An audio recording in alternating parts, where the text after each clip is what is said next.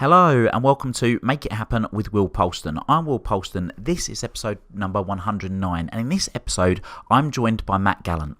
Matt is the CEO and co-founder of Bio-Optimisers and has a bachelor's degree in kinesiology.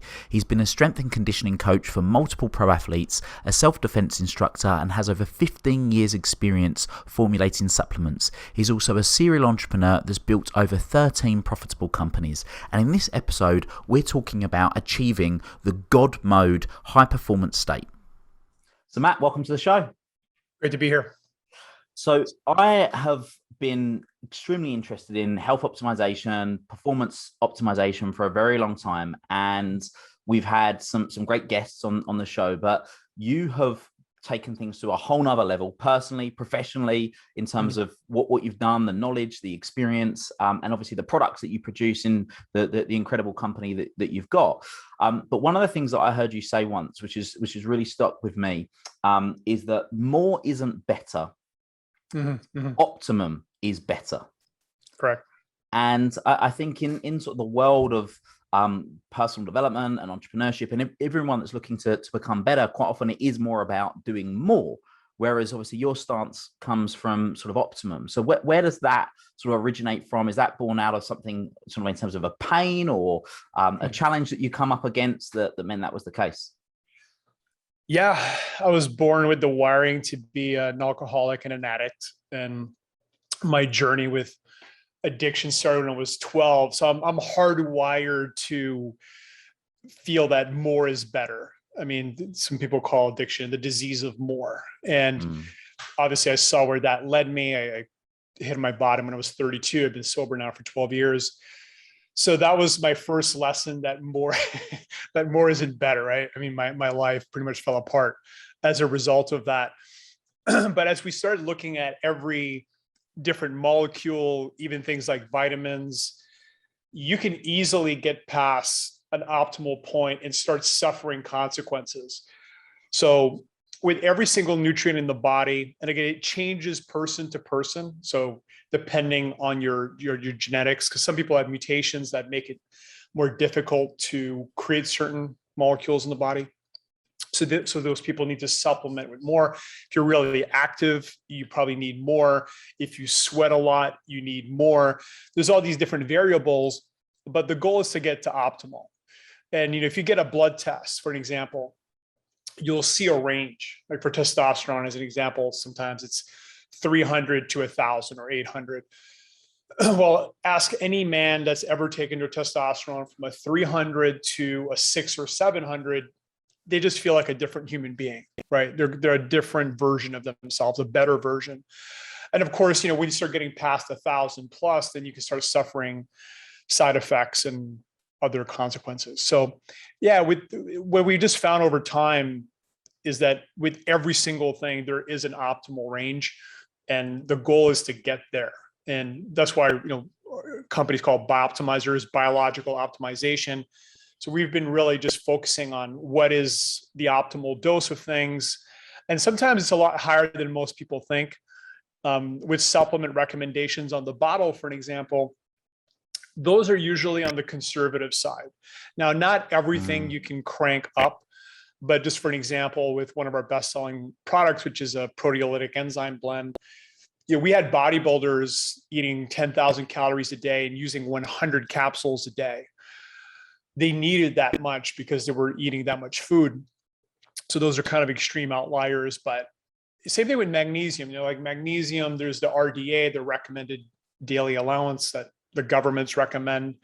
But in our opinion, a lot of those RDA recommendations are on the low side. And for some people, they'll be deficient, even if they would take that, again, depending how active they are or what they're doing. But with magnesium, when we increase the dose from, say a gram to 3-4 grams a day, the effects were profound. And I'm going to hit you with another quote, which is that the dose is the effect. And this is very, very relevant when we're talking about anything that affects the brain. Like drinking one beer, it's a very different effect than drinking 12. Yeah. Right.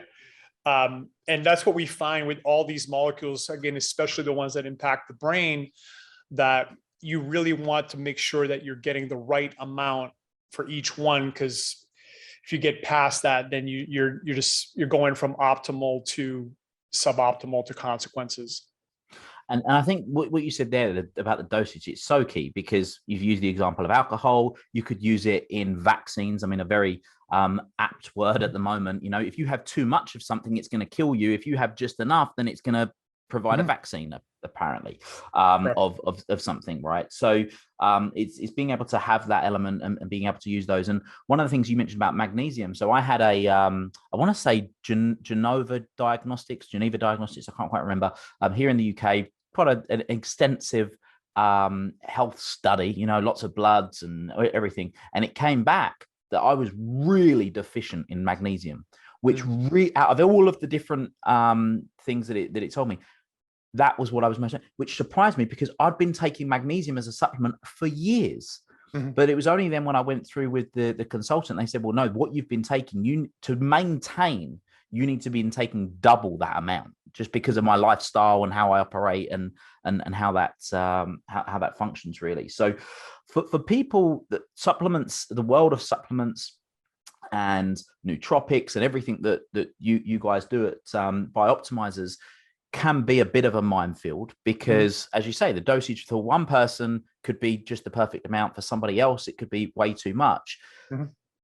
So without having lots of tests and having completely bespoke prescriptions written, how will people know whether they should be taking more or less, or indeed introduce a particular supplement into their life? Because, I mean, you've only got to go on your website and see that there's so many.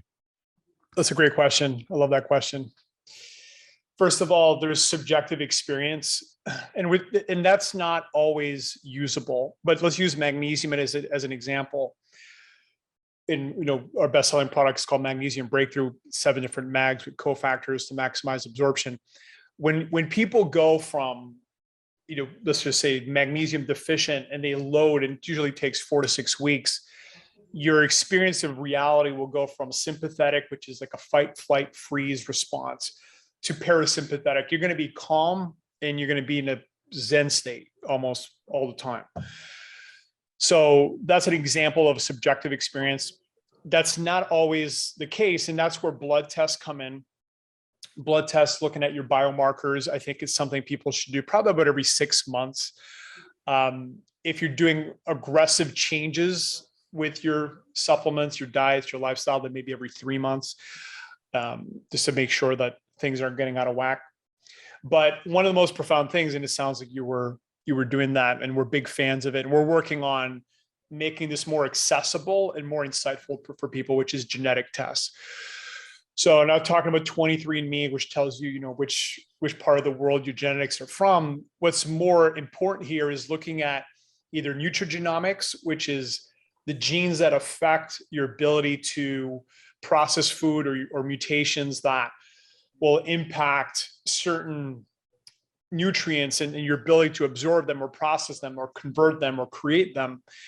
And it's very powerful, because you'll start to see things that, okay, well, you know what, maybe I can't produce B12, and it's a very good idea for me to inject if I don't have, or if I've got that genetic mutation. So those mutations aren't something you should worry about or freak out about, but the awareness of them help us create the proper changes that optimizes our bodies and our health. So I think it's a very, very powerful tool in the toolbox. And of course, a lot of companies are working on creating more and more of these insight reports that people can utilize. So I'm a big fan of that. With the Nootopia, which is our nootropics company, that company is doing bespoke optimization. So you fill out an intake form. We take that, we profile you, and we create custom stacks, custom versions of our 9 stacks for every single person. But it doesn't end there. There's an app, you give us feedback, you can give us more feedback at the end of the month. And then we continue modifying until you've achieved the exact states that you want. And the cool thing with nootropics is it's very easy to know what the optimal dose is. Let's take coffee as an example. If you're a slow caffeine metabolizer, again, which is a genetic thing, 1 cup of coffee is probably enough. Now, you take someone who's a slow caffeine metabolizer, you give them 3 cups, they're going to feel jittery, they're going to feel anxious. It's not optimal. So with the nootropics, it's very experiential. And you can give us that feedback, and we can just modify things until you tell us, you know what, I feel absolutely incredible. I feel like I'm in God mode, and this is what I want. So usually within 30 to 60 days, we can get all the stacks to perform at that level for each person. God mode. I love that. Get into God mode. I mean, that's a state you want to be in. And let's talk about that then. So that God mode state ultimately is a high performance state, right? That's what really what we're looking for. And I've again heard you say before that high performance state isn't about being go all the time, because that can be equally detrimental. Like you said, being in that sympathetic sort of state where sympathetic nervous system's firing, eventually it's going to crash. So really, we want to have the ability to hyper focus, but then also switch off sort of on demand to be able to recharge and recover. You got it. That's exactly it. And that's what God mode gives you the ability to do. In those, it helps you and able to be able to do. Yeah, great summary. I would also say that there's variations of God mode or apex performance, and that's when you start getting into state creation. So for an example, like we're working on the next book. We have a book deal for a nutrition book. It's going to be released next year. When I'm working on the book, it's a much more introverted, hyper driving state. Whereas if I'm leading a call, if I'm meeting with the team, I need a higher EQ, emotional intelligence. I need to be a little bit calmer. I need to be more connected. So from a neurochemical perspective, if I can increase my serotonin, and I'm back to genetics, I'm serotonin deficient. There's a great test, by the way. It's a free test everybody can do. Highly recommend everybody goes and does it. It's called bravermantest.com. So it's BRAVERMAN test.com. And what it assesses is your neurochemical dominance and your neurochemical deficiencies. And first of all, it's very powerful, because if you want to be successful, I'll tell you the 2 neurochemicals that matter the most. It's dopamine and acetylcholine. Almost any entrepreneur, almost any high athletic performer, like the best of the best, almost all of them are dopamine acetylcholine dominant. Charles Poliquin was one of the greatest strength coaches of all time. I think he had 400 Olympians that he trained. He wouldn't even work with an athlete that wasn't dopamine acetylcholine dominant, because he knew they wouldn't be able to be the best in the world. What does that mean for us? Well, again, let's say you did your test and you were dopamine deficient, which I doubt, because again, I know you're an entrepreneur and you're probably going to be dopamine acetylcholine dominant. But let's say somebody is, again, there are nootropic stacks we can use to increase dopamine, to increase acetylcholine. So this is where we can use, again, the nootropics to hack our brains to get them from suboptimal to optimal. Now, here's the challenge for most entrepreneurs, and this used to be my challenge. The neurochemistry of an a-hole, okay, is dopamine, acetylcholine, and adrenaline. Add testosterone to the mix too. If you only have that, you have a beast, right? Axelrod from Billions, like, whichever character you want to resonate with, but that's what it looks like. And I used to be like that. And as a leader, as a CEO, it's not where you want to be. You want to be connecting with people. So because I'm serotonin deficient, if I increase my serotonin, I'm instantly more connected with people. It's a stabilizer. Same thing with anandamide, same thing with GABA. If I can increase those 3 molecules, now I can still have the focus, I can still have the drive, but now I'm able to connect with people and be a much better leader, a much more effective leader. So again, these neurochemicals affect not just our brain performance, but I would say even our emotional intelligence. Like most people that have high emotional intelligence, they're naturally high serotonin, they're high GABA.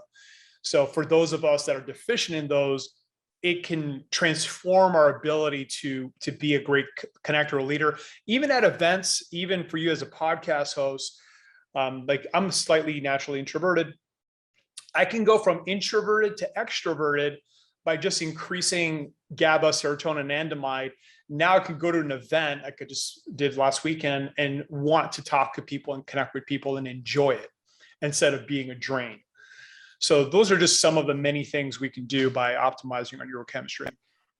So when we think about sort of mind over matter, essentially what you're saying here is that if we get the neurochemistry the way that optimized, as opposed to being better or more, we get the neurochemistry optimized, then we can do the things that we wouldn't ordinarily do, hence becoming extraordinary, hence God mode. I love that. I absolutely love God mode. I'm going to call the title of this podcast God mode.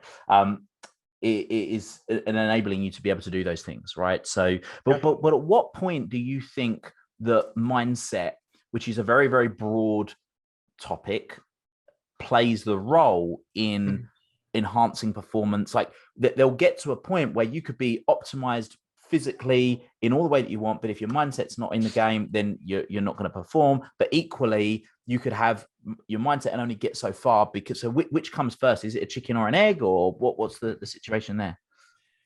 I'm just smiling because I just love your questions. Because now we're talking about state creation. So a bit of background. I trained with the Navy SEAL from the age of 19 to 26, and I started learning about something called state-dependent learning. And obviously, you know, when you train hand-to-hand combat and survival situations, it's a very high-performance state. He was a professional fighter in 4 different sports. His name is Christoph Cluxton. He's a genius and brilliant at creating self-defense technologies. Anyways, so there's an axiom of the mind, which is what fires together wires together. The applications from that axiom are endless, and they're always happening whether we're conscious of it or not. And that goes back to the chicken and egg question. I would say that the neurochemistry can be the chicken or the mental processes, which creates the neurochemistry, can be the chicken. So they can all be the chicken, and then the eggs can be the neurochemistry. There's 2 things that are fundamental. One is behavioral processes and mental processes. Depending what mental process we're running, and again, I'm going to use some extreme examples here just to illustrate. If I'm meditating, there's going to be, and you would do a brain scan. I've done about 7 weeks of neurofeedback. If you meditate, you'll see your electrical brainwaves change, which is one of the key parameters of a state. You'll see different structures in the brain turn off and turn off, and your neurochemistry changes as well. Whereas if I'm getting ready for a fight, which is, you know, again, a total different part of the parasympathetic sympathetic spectrum here. Again, you'd see different parts of my brain get activated. You're going to see adrenaline, noradrenaline get incredibly elevated. You're going to see different hubs in the brain turn on. You're going to see beta brain waves go through the roof. So to me, the brain breaks down into those 5 components: the behavioral process, mental processes, and those will activate different parts of our neuroelectrical, which, by the way, you can train with neurofeedback, neurochemical, which we can optimize with the stacks, and neurostructural, which is the hubs of the mind, hubs of the brain, which is also trainable, by the way. You can also train that with different types of neurofeedback. So when we look at the brain, all 5 of those things are always happening to different degrees. And in my experience, the more we can stack and consciously craft a strategy to create the states that you want. And you know, you called it mindset. I use the word states, high performance states. I think in a perfect world, this was an epiphany I had like 4 or 5 years ago. I was doing neurofeedback, and I realized if I have 5 or 6 different states that I can shift from based on what the world needs me to be, I can be optimal at all moments of the day. And I would say that I've achieved that. You know, I mean, it's not 100% of the time, but it's pretty close. And that took time. There was a great book called The Alter Ego Effect by my good friend Todd Herman. And that's another tool. Now that's a mental process where you craft an alter ego that helps you achieve a specific state that you want to get into. And you know, Beyonce and a lot of different singers like Ozzy and athletes have these alter egos that they've developed that when they go on the field, they switch into, and again, what wires together, fires together. This is where state-dependent learning comes in, which is what the military uses. You're able to shift into a completely different state, and then your neurochemistry changes, your brain electricity changes, your neurostructural activation changes. All of those things will be completely different when you activate that different state, that different alter ego. And that's where also NLP comes in. NLP, what it does, again, it uses that axiom of what fires together, wires together, and you're consciously anchoring something, whatever the anchor is, to a specific state, and your brain's ability to shift from normal to that state gets faster and faster and faster the more you practice that. So I know that was a lot, so I'll shut up. I think it's brilliant. And I was just going to say, I mean, in NLP terms, you've already said the word is anchoring, right? We create the anchor, and then on demand with that anchor, you can create that state. I mean, I'll sort of say publicly, I had a situation. You already mentioned sort of the what do you call it? The boss that's when he's got those three. Those three. What do you call it? Neurochemistry of an a-hole, dopamine, a-hole, a-hole, yeah, exactly. So, and I had the situation where I would be in work mode, 100 miles an hour, solving problems, all firing, and then I'll go home, and my partner wanted the kind, loving, calm Will, and I was still in, boom, boom, boom, boom, boom, let's solve problems, let's go, and that was not what she wanted. She didn't want the Will at work. She wanted the Will, the boyfriend, to be calm and chilled and caring and whatnot, not the person that's in work mode. And I've experienced the impact of that firsthand. The other thing that you mentioned, that for people that maybe aren't familiar with it, but I know it's a big part of being able to optimize in a great way, is neurofeedback. So for people that maybe aren't familiar with neurofeedback, what is it, and what's been the importance for you in how you've been able to develop? It's one of those things I can't kind of rave enough about, because I think in terms of return on time and changing pretty much every aspect of my life, it's probably number one. So what is neurofeedback? Neurofeedback is a system that gives your brain feedback. How does that work? Well, when you put electrodes in your brain, different parts of the brain will give you different waves. So there's 5 primary waves. There's gamma, there's beta, there's alpha, theta, and delta. They're always all at play. And what we can do is we wire these electrodes, and now the computer is measuring the amplitude and which waves are dominating and how fast you're going and all of these different variables. Now, I can tell the computer, I want to train alpha, which when most people start meditating, that's usually where they start. I'm going to calm my brain down, activate my heart. If you're focusing on gratitude, all those things are all typically alpha. So you program the computer, you set it to alpha, so about 10 hertz. Now, when your brain starts doing the right thing, it gets a reward. So you're creating this feedback loop, this reward loop, which of course increases your dopamine. So that's very important for learning, right? Dopamine is the molecule of anticipation. It's a driver for learning. So you're really activating dopamine with any feedback loop, by the way. But this is a near real-time feedback loop where your brain is getting constant signals of you're doing the wrong thing and then you're doing the right thing. I don't know if you ever played hot, cold as a kid. My parents used to put like Easter eggs around the house, and I'd walk around and say hot, cold, hot, cold. It's kind of like that. When your brain does the wrong thing, when you're doing neurofeedback, usually it goes silent. So the feedback can be audio. Usually it's audio, or it can be visual. There's certain waves you can train with the visual system.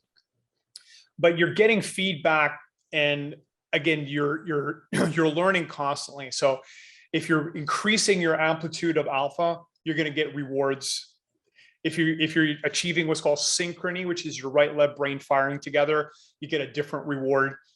And I would say, and again, I don't know the exact number, so I'm just going to ballpark it, but you're learning over 100 times faster than normal meditation.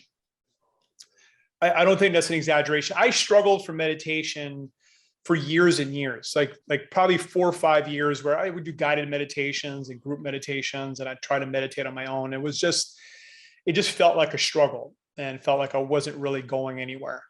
I did, like, as soon as I did my second round of neurofeedback, I was able to shift my brain waves in 60 to 120 seconds at will, go from normal to theta, which is a much slower state, as an example. And again, I think that would have taken me like 10 plus years of meditating to get there. The other thing too with neurofeedback is you can achieve many different states. So alpha is very different than theta. I have some friends that are very strong delta, which is a very different brainwave. I mean, again, we all hit delta when we sleep, but people that have high waking delta tend to be very charismatic.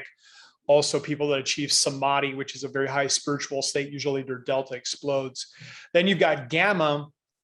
When they look at the Zen masters with 30, 40 years of meditation experience, that's their dominant wave. It's a very intense wave. When you activate, it's very intense. It's hard to describe any of these waves, but you're essentially very connected to the universe, to consciousness, and it's intense. So those are just some of the waves, but you can train all of these things. The other thing you can train, which I mentioned earlier, which in terms of being a better executive, this is key, is you can train the connection of your different hubs in your brain. So you can do a brain scan and see the activity in your mind. And let's say you want to get better at something. Let's say you have a deficiency in your brain. Let's say your short-term memory shot, or you're struggling with whatever it is you're struggling with. Maybe it's language, maybe it's visuals. There's hubs in the brain that's basically where those activities reside. You can train those hubs to connect better to the other parts of your brain. And that's usually eyes open. That's incredibly powerful. It's very challenging. It's fun. I mean, I love it. And that's probably where I've got the most improvements in my executive functioning other than nootropics. So basically, the long story short, you can activate different spiritual states and you can improve your executive functioning. It's incredibly powerful. I'm going to do another round of training in a few weeks here, because I like doing it at least once a year. There's years where I've done it twice. And like you spend 5-6 days just optimizing your mind, and it's a life changer. Just quickly, because we hear a lot about delta, theta, beta, and alpha, and only a handful of people will talk about gamma. And obviously you've brought it up, and again, it's normally, like you say, these people have spent 30, 40 years doing meditation that are the people that seem to be able to access it. And for that reason, I think that's why a lot of people just dismiss it. But in terms of being able to, so have you personally experienced gamma as a you have, right? Okay. Yeah, no, it's trainable. It's activatable. And again, that's the power of neurofeedback. And again, it's a progressive thing, just like anything else. So, at first you get these little blips, right? And then you learn to activate it and keep it activated a bit longer. So I would say, like, I can do probably 20, 30 minutes of gamma. But just to give you another testimonial from kind of my neurofeedback brother, Tony Flo, we've done 5 trainings together. He's at the Zen master gamma level. He has all the records at the neurofeedback facility that we've gone to in gamma, and he's been able to achieve that in about like 2.5 years. So in 2.5 years, he went from no gamma to Zen master level. And again, that's an example of how quickly some of these things can happen. So he's kind of a, obviously natural savant, but the training got him there. The other thing too with gamma, in brain research, what they found is that before you get this eureka moment where your brain synthesizes a difficult question, and then your right brain, there's this gamma spike that precedes that eureka moment.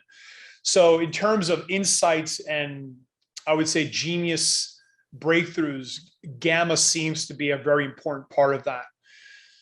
The other thing too, in terms of technology you can use, and let me see, I think I've got it on my desk here. You can use photobiomodulation and train, and this is kind of a hack, but you can use these devices that go on top of your head. And the company's called VLight, VIE light.com. And they're doing a lot of research right now on dementia and all kinds of other things. But you just put this on your head and it has these light sensors underneath. And they have a gamma unit. It's very strong, very strong. Like 5 minutes for me is enough. And what it does is the light penetrates your hair, your skull. You got to put it against your head. But it'll penetrate the skull, and it has a gamma pulse, which then entrains your brain to actually start, it shifts your brain to gamma. They've done the EEGs, I've seen the EEGs. So it's a hack. Now, is that as powerful as neurofeedback? It's not. Let me give you the analogy. It's the difference between being on a bicycle with training wheels and being pushed down a hill, that's entrainment, versus neurofeedback is you're learning how to ride an 18-speed bicycle up and down the Alps. So that's the difference. But entrainment is still powerful. And of course, there's binaural beats, there's all these different technologies that will train your brain, but your brain's not learning. That's the key point I want to make, is when you're using these entrainment technologies, you're experiencing it to a certain degree, but your brain is not learning how to do it on its own. And that's what neurofeedback does. I get it. I don't want to spend too much long because there's so much other stuff that I want us to cover, but neurofeedback, you mentioned you go to a particular location. So this isn't something that you're doing daily with like a wearable. This is somewhere where you're going to specifically. I mean, maybe there are wearables that you use for biofeedback. And again, there's going to be a spectrum, you've got sort of the lower end biofeedback right through to the sort of almost medical grade type stuff. But is there something that you use on a daily basis when you're not going to and having these sessions with the guy you mentioned? Well, great. I can't wait, because in a few months, there's a company called Sens.ai, SENS.ai, that is coming out with something I've been dreaming about personally for 5 years. So again, there's a lot of neurofeedback systems out there. There's the Muse and a bunch of them. The problem with them is two things. One, the sensor location is not in the right parts of the brain. And two, the quality of the sensors is very poor. And this is coming from multiple neuroscientists. And I would say third, the things you can do with it are extremely limited. Sensei has built the first medical grade dry EEG sensors. So I've got a medical grade system in here. I don't use it that much for one simple reason. It takes me 10 minutes to set up and 10 minutes to clean up. Because you got to put sensors, you got to put the goop, you got to clean your hair. This is going to be like a Bose headset. You slip it on, you turn on your mobile phone, and you start training. I've used it. We invested in it. I advise them. I cannot wait for this to be released. I think the price is going to be around 12 or 1300 USD, which, for that quality of system. So that's something I plan on using daily. You'll be able to do neurofeedback in the back of an Uber ride or on an airplane. It's going to be incredible. So I can't wait personally for that. Again, I wouldn't advise anybody to buy anything that's currently available on the commercial side. On the medical grade side, there's some good systems like Signet from B-Medic, very, very good system, but usually you need a doctor's prescription to be able to get those, depending where you're from. But yeah, very powerful. I love it. Very, very good. I do want to ask what might sound like an obvious question. You have done this for many, many years now, and you've mentioned, whether it's the various different nootropics that you take, or various other forms of optimization and magnesium, minerals, whatever it is, the neurofeedback, and you're doing all of these different elements. What is it for the average person right now that maybe hasn't experienced this and they're hearing this for the first time? What is it that you have been able to do or continue to do that you wouldn't have been able to have done if you hadn't have gone down this route? Well, I think simply is build Bio-Optimizers. We'll do a 25 million this year. We're doubling. year on year. We'll do more than double this year. Yeah, I think, to be frank and unhumble, I think I can get us to $1 billion a year in revenue in the next 8 to 9 years. I don't think I'd be, I was stuck for many years between like $6 and $8 million. I've built 14 companies since I'm 19, and there was certain limitations that I would just hit upon. I've been making money online since 2002, and being able to level myself up EQ wise, functioning capability wise, neurochemistry wise. Yeah, like there's no way I could handle what I'm handling now. I'd say even like 3 years ago. Impossible. So that's the point I wanted to touch on, right? Because let me see if I've got one.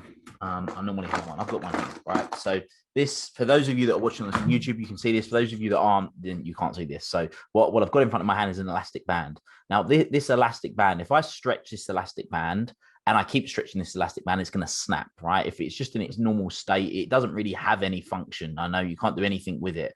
If you stretch it a little bit, you can start doing stuff. You can flick stuff at people. You can flick it at people. You can do a whole array of different things. Stretch it too much, it's going to snap. My personal belief is all of these incremental optimizations that we focus on, what it does is it enables the elastic band to be under more tension for longer. So when you're operating at that high level, you can go for longer, you can go harder, you can push in ways that other people just wouldn't be able to comprehend, whether that's the mental cognitive stress, whether it's the physical stress of the body because of the amount of hours you're up, the traveling you're doing, all the rest of it. Is that the type of thing that you mean? Again, we're just in sync, because the analogy I use all the time is weight. And I'll take ultimately, there's many things that limit us as entrepreneurs or coaches or whatever it is that people do. But ultimately, the ability to handle weight is usually where people tap out. And I've seen it many times. I've had business partners where they hit the limit, right? They hit the wall and they can't handle more weight. Usually they burn out. And again, there's degrees of burnout. I used to micro burnout all the time, which again, I haven't burnt out in a few years. And that's the first time that's ever happened. For me, burnout was part of the strategy before. I'm like, okay, I'm going to burn out at the end of the quarter. I'll take a week vacation, come back. But what is burnout? It's when you go past your ability to handle the weight, right? And your body, your brain just starts to be overloaded. One of the things I'm always tracking, and we usually start our executive meetings like this, we ask everyone, what's your RAM level? If we look at our brain like a computer is, the RAM is where you're processing information. The goal that I try to keep with myself and the team is that you want your RAM around 70%. At 100%, you're overwhelmed. Now you can get past 100, like overwhelm's the beginning, then there's levels of overwhelm, and then you start hitting burnout if you stay overwhelmed too long. So this is where if you upgrade your neurology, you upgrade your neurochemistry, you optimize your life where you're more resilient to stress, you can increase your RAM. You can do multiple things. One is, in my experience, every time I've done neurofeedback, my RAM increases, like measurably. Like it's a game changer in terms of RAM increasing. But the other thing too is when you do things like meditation and just introspective time, and again, you have that off switch time, you recover, you rejuvenate, which is very important, right? One of the best books ever written on this, I think, is The Power of Full Engagement, which basically that was when I shifted from just go to hyper-focus, recover, which you brought up at the beginning of the call. So these are all things that allow us to handle more weight. And when I look at a guy like Elon Musk, I mean, his ability to handle more weight, I think, than any entrepreneur in history. And as a result, he's the richest man on earth right now. That's his superpower, of course, along with his IQ and all the things that he's mastered, right? He's an incredibly effective, efficient, intense person that works a lot of time and is able to solve problems that no one else has ever been able to solve. So there's a lot going on there, but ultimately most human beings, like almost everyone, would be absolutely crushed in hours by the weight that Elon handles. So coming back to this analogy, it ties in perfectly. I think you're right. We're very much in sync. Is that you take this elastic band and we progress and regress, progress and regress, progress and regress. So for people that are just listening, I'm stretching the elastic band and then bringing it back to its relaxed state. After a period of time, the relaxed state of the elastic band becomes so much bigger. It becomes stretched, which then becomes the new normal, right? So it gives you that. So if we're using your example of RAM, when you was operating at 70% before, you up that same work level then becomes 40%, which gives you so much more to be able to do, which is great. We could talk for hours, and there's a few things that I want to make sure that we cover before we look at rounding up. One of them, you touched on it right at the beginning of the conversation, and I wanted to make sure you bring it up. You mentioned you were 19 years old. You started training with a Navy SEAL. Mm-hmm. That's an experience not many people have to do. In fact, I've got the book down here somewhere, or maybe it's on the other shelf somewhere. Yeah, it's over there, I think. Living with a SEAL. That was obviously Jesse's book. And is one of the books that sort of made David Goggins become famous. What did you learn in that process of over those 7 years that is a lesson that you wish you would have known either before, or something that you think would be really valuable for other people to know about what you learned about yourself and what's possible? Yeah, it's funny. I was literally talking about this last night with a friend. I said the most valuable thing is the activation of the warrior. And I think it's actually even epigenetic. Like I look at who I was before that, and I was bullied in school for a few years, and I hated that feeling. And that was really kind of the impetus, the motivator to start training in the first place. I like, okay, I never want to feel like that again. And over probably took like a year and a half, 2 years, but there was a turning point where, I went from whatever I was to just warrior mode. And, I needed to learn how to manage that. But that activation is very helpful. It's very useful. It's not something I want on all the time, back to states like, guys like Jocko seems to be just permanently hardwired into that state, or Goggins. It's great. I mean, I think they're very inspirational. And it's not that we need to become Goggins or Jocko or any of these guys. If the average person improves their warrior drive like 20%, that's a life-changing state shift. Again, they don't need to be running for 24 hours, doing all these crazy things. But when you have the warrior spirit, your ability to face adversity with drive and confidence is very, very different. It's a key state that you need sometimes. I'm not going to say like you need it all the time, but sometimes when you're facing tough challenges, or when you're doubting yourself, or when you feel fear and you're able to turn that on, it's an incredible asset. What was it though? So again, logically it makes perfect sense, right? If you've got 20% more warrior in you, the ability to push through, do those hard things, do the things that scare you, it makes sense. But what was it that was the activation that you learned from them to be able to pull on that on demand when you need to in the optimum situation? I mean, it was a process, right? Like it was getting, thousands and thousands of punches thrown in my head. It was, getting thousands of leg locks put on, getting choked, getting, just constantly exposing yourself to threats and danger. There's a great saying that Clarkson, my teacher, used to say, which is a little bit of pain goes a long way. And, some people develop the warrior spirit too, through weightlifting, through other things, through CrossFit. Like, I think if you learn to push your body to a state of discomfort and become comfortable in that discomfort zone, you're there, right? So again, depending what kind of athletic endeavor people like to do, if you're able to do that, then I would say that you've developed some warrior spirit. I mean, we used to do things like eat habanero peppers. My record was 4 and 8 minutes. We had to chew them and show them and swallow them. So, but listen, I've been shot before. Still to this day, the most painful thing that's ever happened was eating those 4 habanero peppers in 8 minutes. Like, nothing compares to that. But it was literally like consciously, we used to call them will drills, where we would just basically, how much pain can we endure? So And that it's so interesting hearing that, because many people would have listened to the David Goggins book, and he's constantly pushing limits. And what I'm hearing from you is do the hard stuff, because when you at least attempt the impossible, you will either find that the impossible becomes possible, or if nothing else, you've raised the bar from where you had a ceiling before. So you, like you said, putting yourself in those high threat situations, taking on the challenge, doing the things that you're shit scared of and you don't even think are possible, but you go, sod it, I'm going to have an attempt anyway.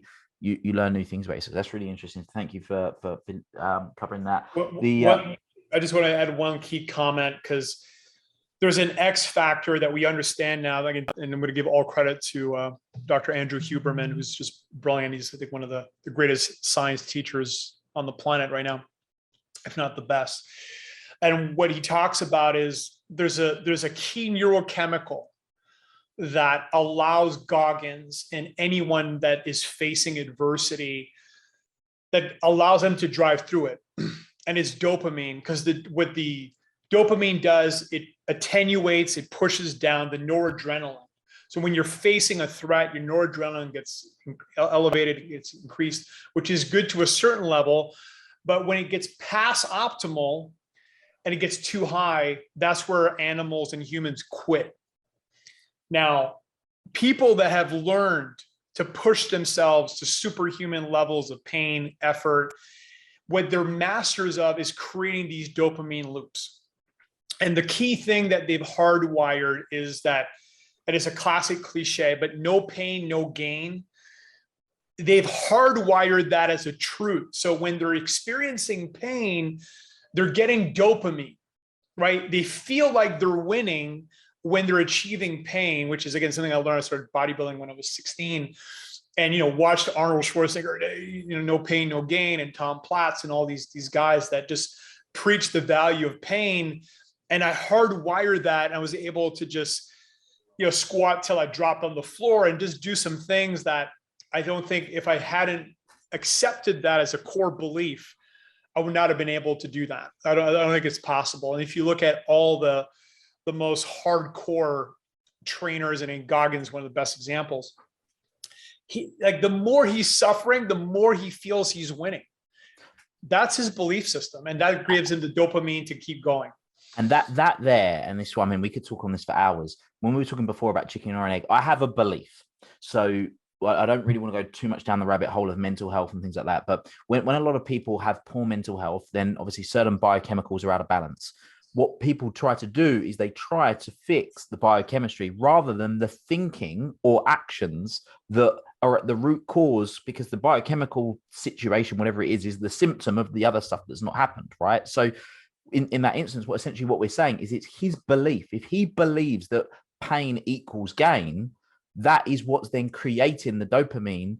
So it really comes down to a belief system, right? So your belief system is what's creating, and it's your beliefs that are impacting the biochemistry. Anyway, I'm glad we're on the same page in that respect. So it's it's cool. I've got two things that I really wanted to cover, and I know we've got a bit of a sharp deadline, so maybe we can cover both in the time frame.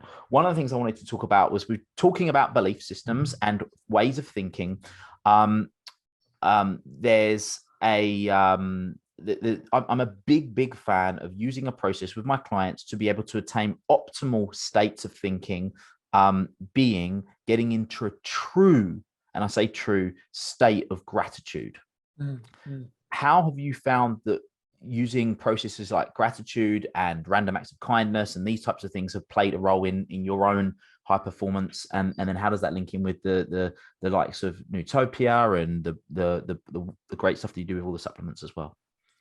Love that question. Again, I was probably one of the most self-centered human beings you would have ever met before I got sober.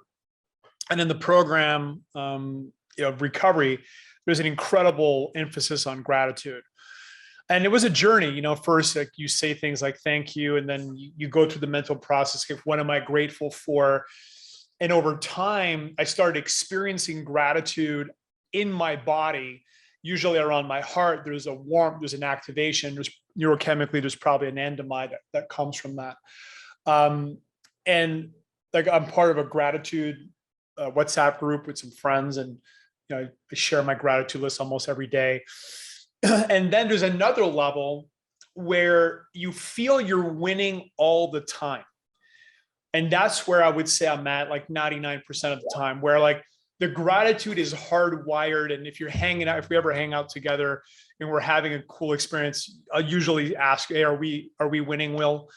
And that's kind of another way to experience gratitude. My friend Jesse Elder, who's one of my best friends, he calls it active appreciation. And I love that term.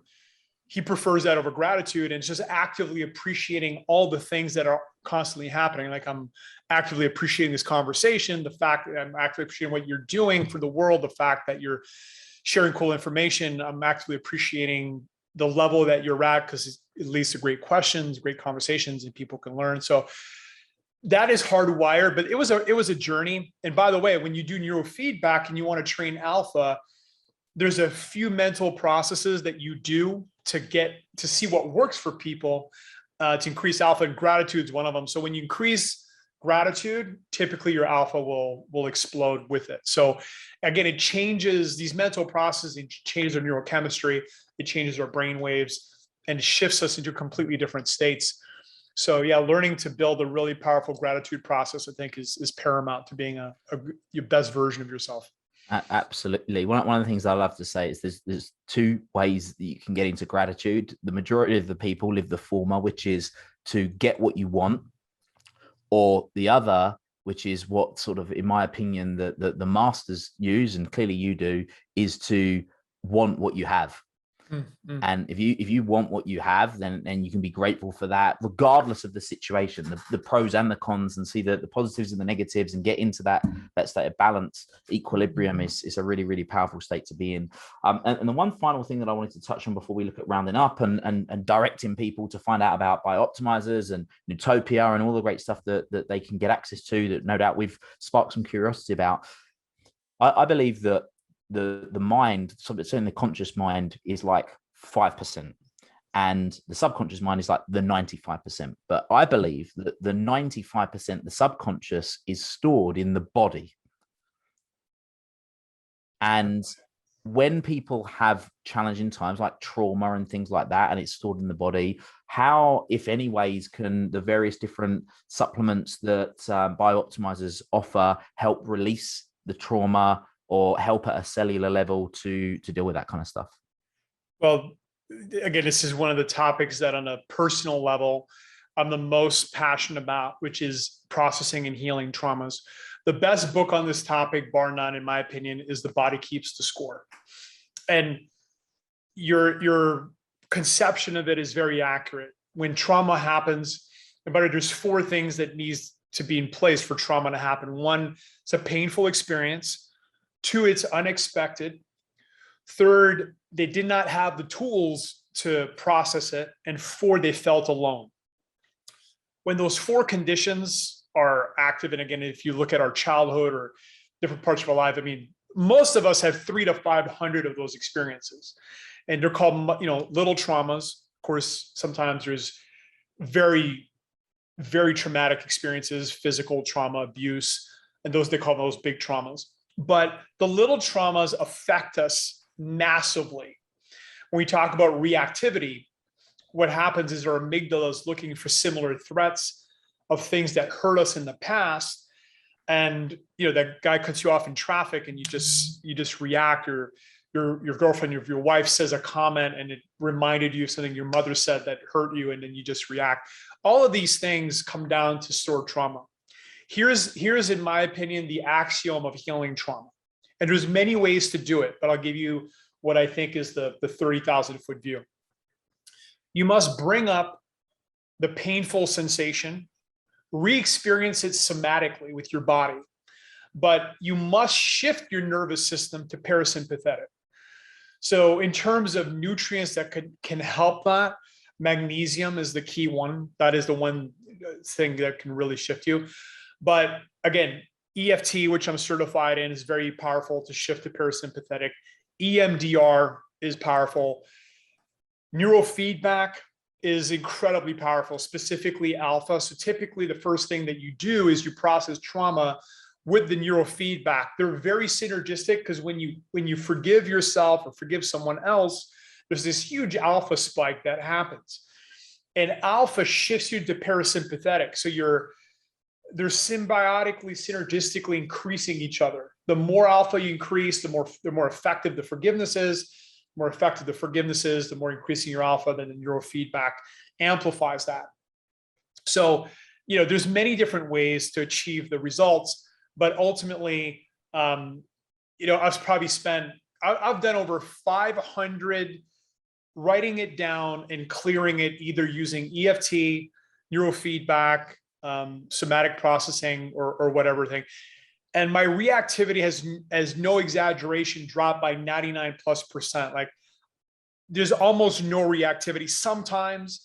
And when it happens now, it's so rare that I'm like, okay, what did I not process? What do I need to work on? And then try to find that thing and work on it. But as far as things that you could take, I would say magnesium is the number one thing. Yeah, amazing. Matt, I've really loved this conversation, and we're definitely going to get you back on the show in the not too distant future. Thank you so much for your time. For people right now that are listening to this and they're going, right, I need to get myself some of this stuff. Where can they go to? Where can they get access to it and find out more? Yeah, if somebody wants to optimize either their digestion or their nervous system with magnesium, go to Bio-Optimisers.com. So Bio-Optimizers, OPTIMIZERS.com. We built, in our opinion, the best suite of digestive solutions, no matter what kind of diet you're on. If you want to go eat pizza, we got Gluten Guardian. If you want to eat steaks, we got Mass Science, we got everything in between. And if you want to optimize your mind, your brain, your neurochemistry, check out Newtopia.com/happen. And on that site, again, that's where you can get access to personalized, customized nootropic stacks. So we have 9 different formulas, and we customize each one based on your intake form, that allows you to achieve God mode and activate all these awesome different states. And we keep optimizing forever until you tell us that's what you want. It's been amazing. I mean, we literally have owners of sports teams, the top agents in Hollywood, actors, CEOs. I mean, the response on this product and the level of love has been mind blowing. And I'm at the same level as a user. When we found Mr. Newt's, I was ecstatic, and it's just been a life changer. So. Amazing, absolutely amazing. Well, look, definitely, guys, go and check that out. I'm going to put the link in the show notes so people can go and access that. I'm going to be a bit cheeky and ask on behalf of our listeners: is there like a code or something that we can give them to incentivize them initially? That's something we can sort out for them. Yeah, it's Happen 10. Just Happen, capital HAPPEN 10, and you'll save 10%. So. Oh, amazing. Thank you very much. That's already done. So we'll put the link in the comments. We'll get all that done. And Matt, thank you so much. For everyone that's been listening, it's been amazing. Really enjoyed it. I hope you have too. This was one of my favorite interviews ever. So thank you. It was great. It was fun. You're on it. You got, it was, I loved it. So thank you. Pleasure. Guys, until next time, make it happen. Thank you for listening to this episode of the Make It Happen with Will Polston podcast. Make sure you join Will's free Facebook group, the Make It Happen community. Please support the show by subscribing on iTunes, Spotify, Stitcher, SoundCloud, or Google Play. Share this episode with at least one friend you think would benefit from it, and give Will a 5-star review wherever you download your podcasts. Until next time, make it happen.